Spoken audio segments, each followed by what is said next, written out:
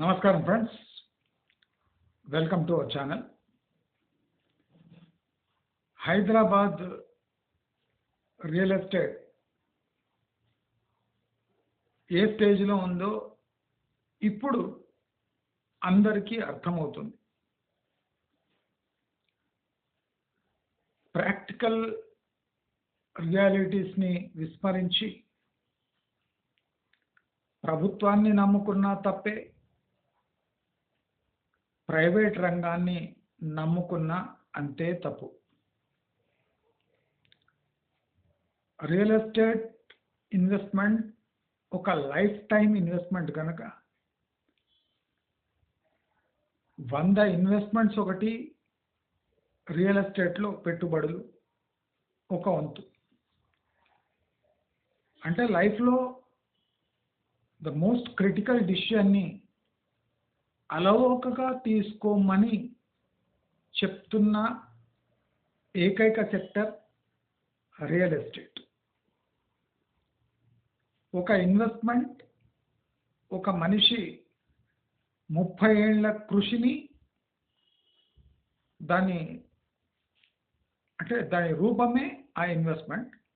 అదిగాక ఇవాళ రేపు లోన్ బేస్డ్ ఇన్వెస్ట్మెంట్ అంటే నెక్స్ట్ రాబోయే 25 సంవత్సరాలు 25 సంవత్సరాలు దానికోసం కేటాయించి కృషి చేయవలసిన పరిస్థితి. అంటే అట్ బోత్ ఎండ్స్ ఒక మనిషి 25-30 ఏళ్ళు సంపాదించిన డబ్బు రియల్ ఎస్టేట్లో పెట్టాల్సి వస్తుంది, లేదా రియల్ ఎస్టేట్ కొని తన శేష జీవితం దాని ఇన్స్టాల్మెంట్స్ చెల్లించే దాంట్లోనే కేటాయింపు చేయడం జరుగుతుంది.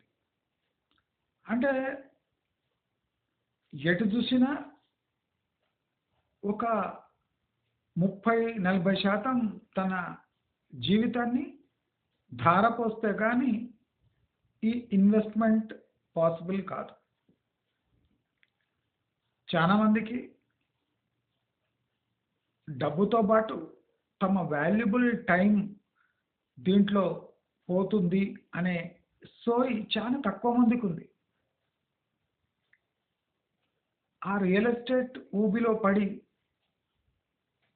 లక్షల కోట్ల అప్పు చేసి ఆ అప్పు తీర్చడంలో ఆనందం, నేను అనుకుంటా ఆ ఇంట్లో ఉండే కన్నా ఎక్కువ ఆనందం ఇన్స్టాల్మెంట్లో కట్టడంలో వస్తుంది అని నాకు తెలియదు. ఎందుకంటే ఆ ఇన్స్టాల్మెంట్ కట్టడంలో ఉన్న ఆనందం చాలా మందికి అది నియర్లీ వయాగ్రా లాంటిది. మనకు అర్థం కాని విషయం అది. ఎందుకంటే మీ ప్రతిక్షణం తాకట్టు పెట్టబడినట్టు ఇక శేష జీవితం ఉంటుంది.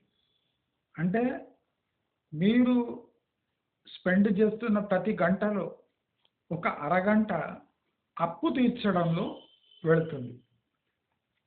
అంటే మీ బ్రతికే ప్రతి నిమిషంలో అర నిమిషం లోను కోసం కేటాయించే పరిస్థితి వస్తుంది. సరే, ఈ కృషి ఎలాగో చేస్తాము, ఒక మన స్థాయికి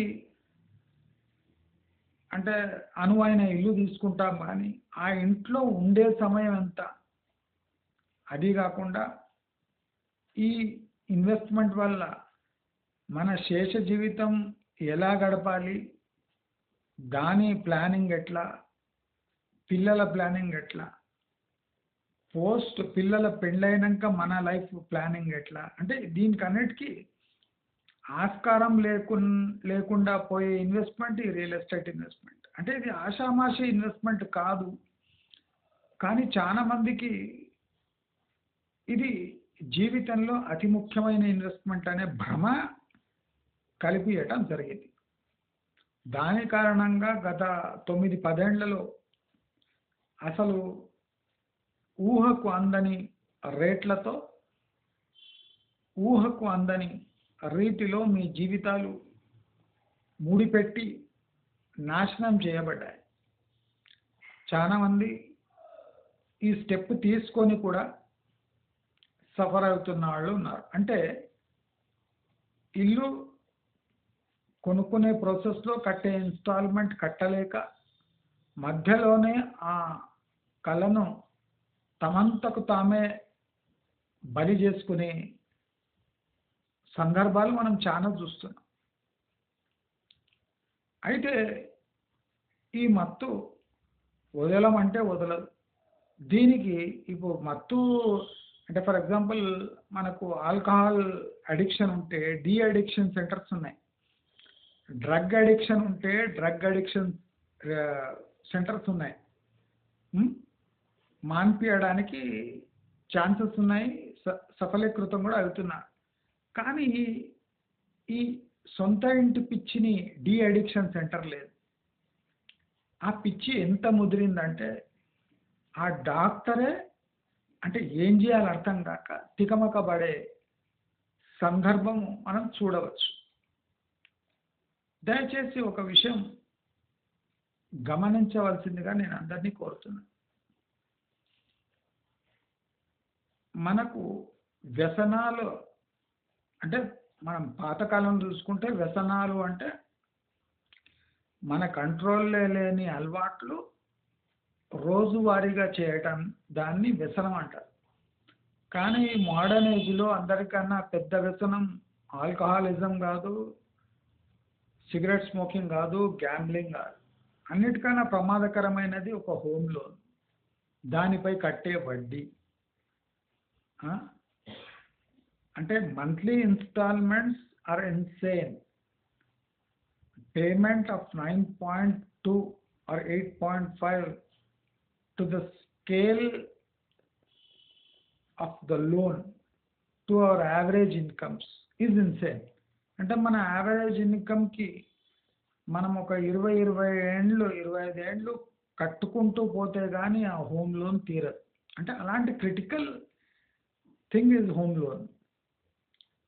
చాలా మందికి ఇది అంటే బాధ కలిగిస్తున్నా ఏదో సుఖం వచ్చినట్టు, ఏదో ప్రైడ్గా ఫీల్ అయ్యేటట్టు చేసే వ్యసనం ఒక హోమ్ లోన్. ఇప్పుడు ఆ హోమ్ లోన్లో ఉన్న బాధ మన హైదరాబాదులో 3 ఇంతలుగా ఉంది. అంటే ఒక 40 లక్షల ఫ్లాట్ను ఇప్పుడు 1,20,00,000కు అదే మనిషికి తగిలిస్తున్నాడు. 40 లక్షలదే ఒక బాధ అంటే 1,20,00,000 నందు బాధ ఇంటూ క్యూబ్. మన బాధకు హోల్ క్యూబ్ చేస్తే ఎట్లొస్తుందో అంత బాధపడుతున్నాడు. అయితే ఈ వ్యసనం యొక్క స్పెషాలిటీ ఏమంటే ఇది ప్రతి నెల అంటే వెనక ముందు చూడకుండా కట్టవలసిందే. ఇంకోటి ఈ వ్యసనం బయటపడే మార్గమే లేదు. అంటే 25 ఏండ్ల వరకు ఈ ఆట ఆడవలసిందే. ఇది ప్రతి ఒక్క మనిషి గుర్తుపెట్టుకోవాలి. ఈ ఆట మీరు ముగించే అవకాశం లేదు. ఒకసారి ఆట మొదలెడితే 25 ఏండ్లు ఆట ఆడవలసిందే. అయితే ఇలాంటి ఆట ఆడేటప్పుడు ఆట ఆడకన్నా ముందే దీనికి కొన్ని గ్రౌండ్ ప్రిపరేషన్స్ చేయాలి. అది చేయకుండా ఆట ఆడితే ప్రమాదకరం అని చాలా మందికి తెలియదు. అలాంటి ఆట లక్షలాది మందితో ఆడిస్తున్న ఈ రియల్ ఎస్టేట్ పరిస్థితి ఇప్పుడు హైదరాబాదులో చాలా దయనీయంగా మారింది. ఈ దయనీయంగా మారడానికి మీ బుర్ర తక్కువతనము, మీ ఇల్లిటరసీ కాదు కారణం. ఆ projection of an own house as an asset అనేది చాలా అంటే రాంగ్ వేలో చూపించి మీ అందరి చేత ఆ అసెట్ డెబిట్ రిడన్ అసెట్ అంటారు. మీ ఓన్ హౌస్ కాదండి, ఇంగ్లీష్లో ఎకనామిక్స్తో మాట్లాడితే debt ridden asset. That when it is debt ridden, it is not even called an asset. It is a pure debt. You are owning a debt, not an asset. అనే విషయం మీకు తెలిసే వరకే చాలా late అయిపోయి ఆ ఊబిలో మీరు చిక్కుకుపోయి ఉంటారు. అలాంటి ఊబులు మూడింతలు మీ నెత్తిన రుద్ది చాలా మంది జీవితాలతో ఆడుకోబడే ప్లేసే హైదరాబాద్ రియల్ ఎస్టేట్. అది అతి దారుణమైన స్థితిలో ఉంది ఇప్పుడు. ఇప్పుడు వెస్ట్ హైదరాబాద్ని నమ్ముకొని కొన్ని లక్షల మంది కొన్ని లక్షల కోట్ల పెట్టుబడులు పెట్టారు. అంటే సామాన్య జనులు, మధ్యతరగతి, వర్కింగ్ క్లాస్ పీపుల్. అంటే పెట్టుబడి కాకుండా అది వాళ్ళ జీవనాధారం అనుకొని అలా అప్రోచ్ అయ్యారు. కానీ ఇప్పుడు అసెట్ వాల్యూ క్యాన్ డిక్రీజ్ అనే ఒక థియరీని విస్మరించారు హైదరాబాద్ మొత్తం. హైదరాబాద్లో ఏమనుకుంటున్నారంటే ఇప్పుడు కోటికి కొంటే వచ్చే సంవత్సరం 1.5 అవుతుంది, 50 లక్షల లాభము.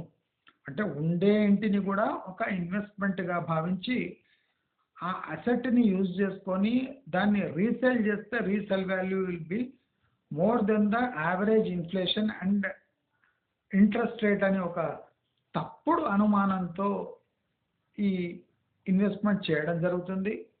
ఆ చెప్పే వాళ్ళు కూడా వీళ్ళకు క్రిటికల్ ఇన్ఫర్మేషన్ హైడ్ చేసి వీళ్ళ ఈగో బూస్ట్ చేసి అమ్మడం తప్ప వాళ్ళు ఏం చేయలేదు. అయితే ప్రజల మొత్తం నియర్లీ 60% ఆఫ్ ఇన్వెస్ట్మెంట్ వెస్ట్ హైదరాబాద్లో కాన్సన్ట్రేట్ అయ్యి అది పెద్ద తప్పిదంగా మారింది. ఇప్పుడు west Hyderabad is the most dangerous market and present times because the asset value has eroded by nearly 40%. అంటే 1,00,000 ఉంటే ఇప్పుడు 60,000 ఉంది మాత్రమే. ఆ 60,000పై జరిగే వడ్డింపులు తగ్గలేదు, ఇంకా పెరిగే అవకాశం ఉన్నది ఇంట్రెస్ట్ రేట్స్ తప్ప తగ్గే అవకాశం లేదు. అలాగే కొనుక్కున్న అసెట్ పై మెయింటెనెన్స్ పెరిగే అవకాశం ఉంది కానీ తగ్గే అవకాశం లేదు. అది డిప్రిషియేషన్ పెరిగే అవకాశం ఉంది కానీ తగ్గే అవసరం లేదు. అంటే రియల్ అసెట్ వాల్యూస్ పడుతూ దానిపై ఖర్చులు ఏమాత్రం తగ్గకుండా పెరుగుతూనే ఉన్నాయి. అవునా కదా? అర్థమవుతుంది కదా మీకు నేనేం చెప్తున్నా? అర్థం కాకపోతే మళ్ళీ ఇటువంటి సిచ్యువేషన్ ఫేస్ చేస్తారు. సరే, west Hyderabad is the most eroded market at present in the market real estate market place. అంటే అదే టైంలో ఈ 4th సిటీ అనేది ఒక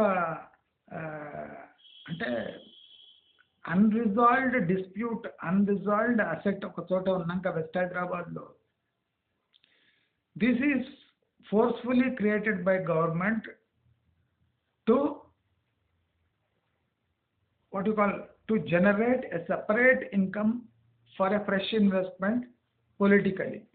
అంటే పొలిటికల్గా ఈ ఏరియాను చూస్ చేసుకొని మార్క్ చేసి మరి డెవలప్ చేయడానికి పూనుకున్నారు.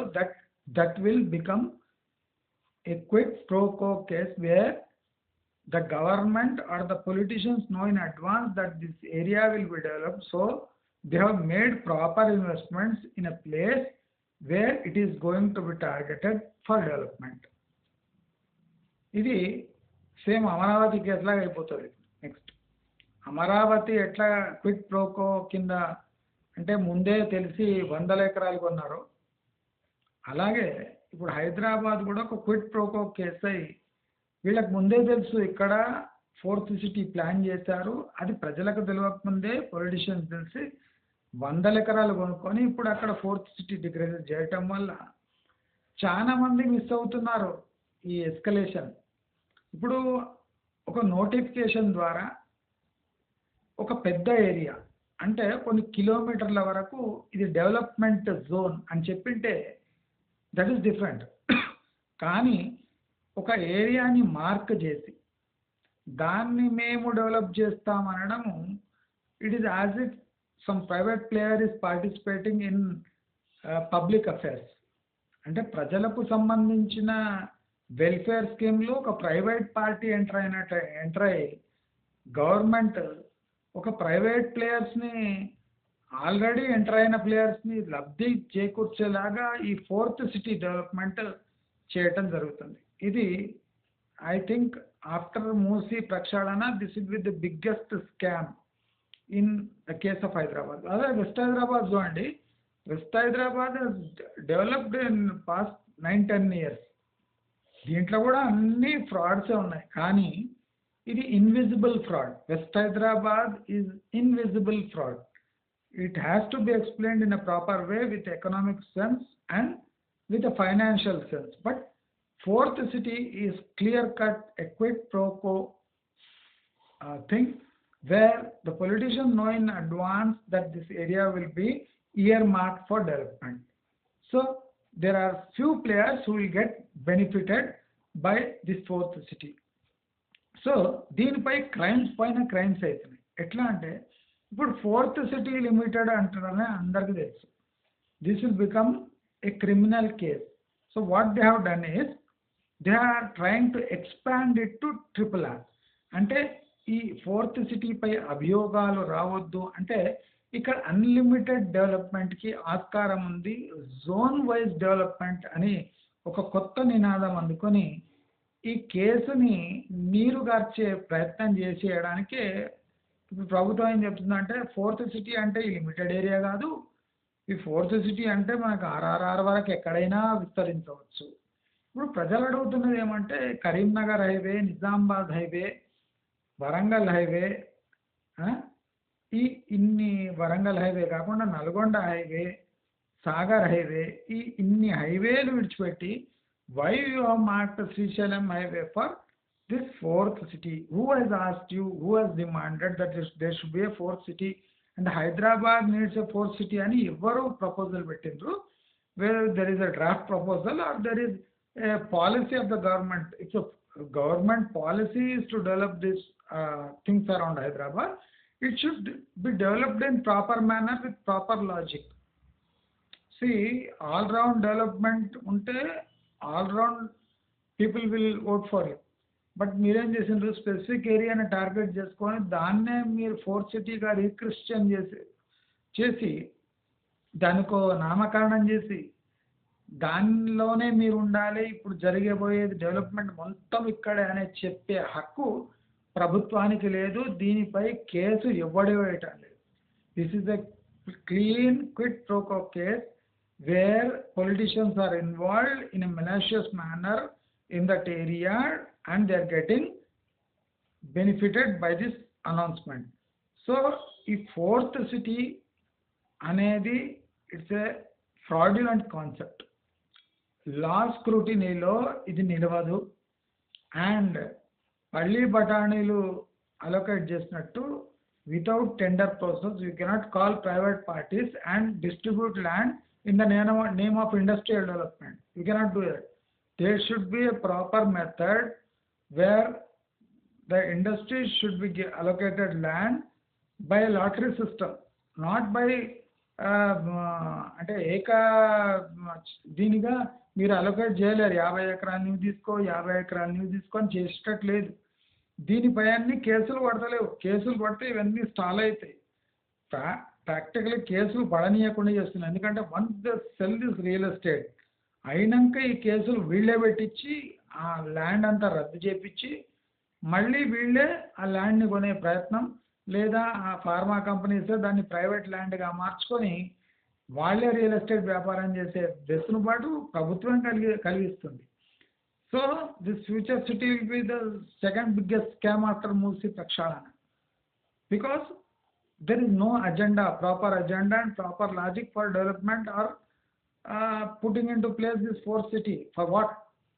People ask, for what you are developing this fourth city? What is the necessity? Ante nodilla bette prashna ide chesindi. Why not Sagar highway? Why not Karimnagar highway? Why not Warangal highway? Why not Nizamabad highway? Ani nalugu prashnalu iste there is no logic from the government side. Even the Bangalore highway is abandoned. For what? అక్కడ government lands లేవా, లేదా only Srisailam హైవేపై pharma lands develop చేయడం తీసుకున్నారు. అంటే there is no proper logic for real estate development and development of city in that area. So అందరూ చాలా కేర్ఫుల్గా ఉండాలి. ఇప్పుడు చాలామంది ఐ డోంట్ నో వై ఏది పిల్ ఫైల్ అవుతుంది. ఒక పిల్ ఫైల్ అయితే This is a quid pro quo arrangement by the Congress government అని ఒక బిల్ ఫైల్ అయితే ఇక్కడ రియల్ ఎస్టేట్ మొత్తం పడిపోతుంది సింగిల్ పిల్తో. బికాస్ దెర్ ఇస్ క్లియర్లీ ఒక లోపాయక ఒప్పందం వల్ల ఈ ఏరియానే టార్గెట్ చేసి డెవలప్మెంట్ చేయడం జరుగుతుంది. If west is not on your agenda of development, then why not east? Why not south? Why not north? Why you have selected only south for development, southeast for development? And what made you think in that way? 111 geo lands రద్దు Gionee రద్దు చేయకుండా అలాగే హ్యాంగింగ్గా పెట్టి అది BRS పాపం అని చూపిస్తూ ఆ 111 జియో ల్యాండ్స్ అని ప్రైవేట్ పరంగా పొలిటీషియన్ పరంగా ట్రాన్స్ఫర్ అయిపోతున్నాయి. అంటే once that process is completed సడన్గా ఇప్పుడు 111 GO will be the new fourth city. అంటే ఇలాంటి కార్యక్రమాలు చేసి నేను ఎంత స్పష్టంగా ఫార్మా సిటీ గురించి చెప్పానో ఇప్పుడు కూడా ఎంత స్పెసిఫిక్గా క్లియర్ కట్గా నేను ఈ ఫోర్త్ సిటీ గురించి చెప్తున్నాను. It will be second biggest scam after if the Musi ప్రక్షాళన takes place. This is the second biggest scam, where the only private parties will get benefited. The people who have already owned the land in that area will get benefited, but not the whole population which is desperate for development in those areas. ఇప్పుడు లక్షల ఎకరాలు మన Karimnagar highway, Nizamabad highway, north east, అదే కాకుండా Sagar highway వైపు పడి ఉంటే మీరు ఏ లాజిక్తో ఒక స్పెసిఫిక్ ఏరియాని నేను చూస్ చేసుకున్నా అని ఇది ఏమి మీ సొంత ఆస్తి కాదు డిస్ట్రిబ్యూట్ చేయడానికి. It's public asset and public asset should be useful for the public good, not for private parties. ఇది క్లియర్ కట్ ఒక స్కామ్. స్కామ్ పై పిల్లు ఎందుకు పడతలేదంటే both opposition, BJP and everybody is involved in this scam and nobody wants to put a PIL where they have to question government that what is the logic behind this future city? Who needs this future city? Why the future city is needed for Hyderabad? When lakhs of acre empty lands are available around Hyderabad, what made you choose this southern part, southeastern part as a future city? What is the future of this future city? This is a question. What is the future of the future city? And a question answer ఇవ్వగలిగితే it's okay. If they fail in giving the question, fail in giving the answer to the what is the future of future city అని చెప్పడానికి జంకుతే definitely there is problem in their mindset, the way of thinking. There is definitely some vested interest in developing this future city. ఇప్పుడు మీరు ఎంత pressure వేసినా ఇప్పుడు చూడండి, builders are not ready to move to future city and invest in that because they are already trapped in another city, that is West Hyderabad. The same thing which was promised in West Hyderabad is being re-repeated, photocopied in the future city. Future city lo inka hype ekku undi. West Hyderabad has developed in past 10 years, but what government wants is to develop this for the future city in next 3 to 4 years. Which is highly impossible, highly illogical, and immaterial of what government says. There is no financial muscle which is supporting the future city. What is the financial muscle? The cooperation of builders. Builders are not ready to take up skyscrapers in this area, though it is called future city. Why? Because there is no employment, there is no population which can sustain these structures, which can buy these structures. But builders దగ్గర proper logic ఉంది. In West Hyderabad, we are trapped in West Hyderabad with lakhs of flats that are not sold or that are still to be auctioned or sold. Why the hell we will move to a new future city and start building skyscrapers there? There is no finance available, there is no backing available, even to back the claims that future city is the future of Hyderabad. ఇప్పుడు west హైదరాబాద్లో ఏమవుతుంది? The builders have played a dirty game initially for the past 5 years. What they have done is, if they have 300 flats, 200 flats were booked in their own company's name, and only 100 flats they have told that they are 200 are sold, 100 are in balance, you buy this 100. And they want to create a fake premium by buying their own flats in their own company's name. And ఇప్పుడు అంటే scarcity ఉన్నట్టు చూపించి వాళ్ళు తమ పేరున చేసుకున్న ఫ్లాట్స్ని మళ్ళీ resale ఫ్లాట్స్గా fake data provide చేసి ఫేక్ రీజన్స్ ఇచ్చి పర్ ఎస్ఎఫ్టీ స్క్వేర్ ఫీట్ని ఎస్కలేట్ చేసి అంటే రిగ్గింగ్ చేసి మళ్ళీ అంటే అన్సోల్డ్ ఫ్లాట్స్ని తమ పేరున చేసుకొని దాన్ని రీసేల్ ఫ్లాట్స్గా అంటే ఆల్రెడీ హాట్ కేక్స్ లాగా అమ్ముడుపోయినాయని ఈ కన్ఫ్యూజన్ క్రియేట్ చేయడానికి పోయి వాళ్ళే ట్రాప్ అయిపోయింది. ఇప్పుడు ఆ ట్రాప్ అయిన వాళ్ళు మళ్ళీ ఆ ట్రాప్లో నుంచి బయటకు పడాలంటే నెక్స్ట్ 10 years పడుతుంది వాళ్ళకు. Only 5.5 lakh ready flats has to be sold in next 7 years. That is a big problem. Then how can this financial community or builders community can sustain the future city? Impossible. Future city ki na prakaram 20 years time ఉంది. మీరు ఎన్ని fake roads వేసి fake aerial roads వేసి fake what you call radial roads వేసినా link roads వేసినా this area will take next 20 years to get proper batch of population which can sustain this area residential wise, financially or employment wise. ఇప్పుడు మనకు Amazon data సెంటర్లు అంటే Amazon data సెంటర్లో ఎంతమంది పనిచేస్తున్నారు, అక్కడ ఎంతమంది ఉంటున్నారు, అది లివబుల్ ఆ ఏరియా. కాకపోతే నెక్స్ట్ 10 years లివబుల్ అయితే 10 years వరకు వాళ్ళు 2 and 4 చేస్తారు కదా.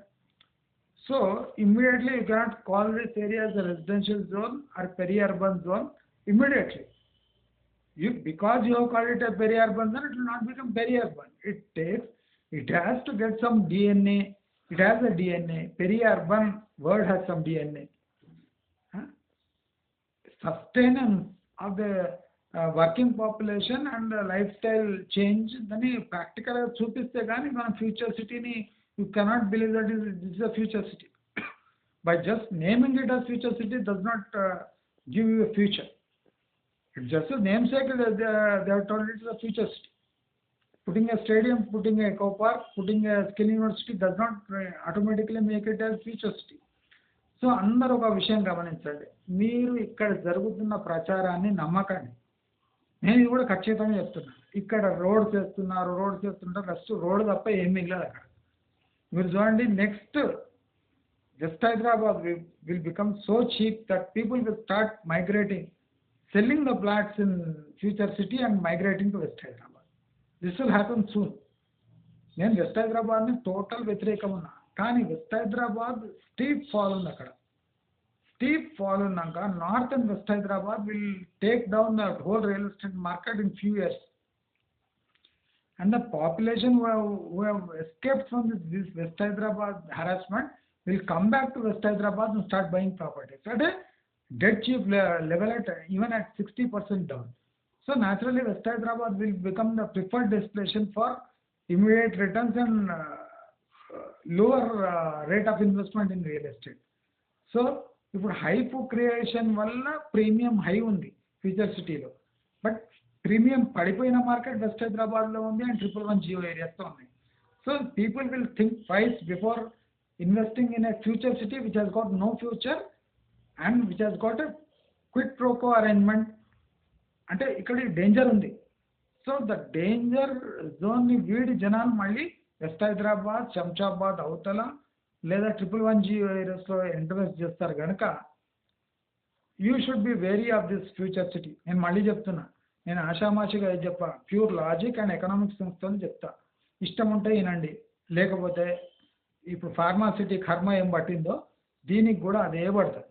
దీంట్లో ఏ భ్రమలు లేవు, ఏ డౌటు లేదు. మీకు ఈ వీడియో నచ్చినట్టయితే లైక్, షేర్, సబ్స్క్రైబ్ చేసుకోండి. నమస్కారం.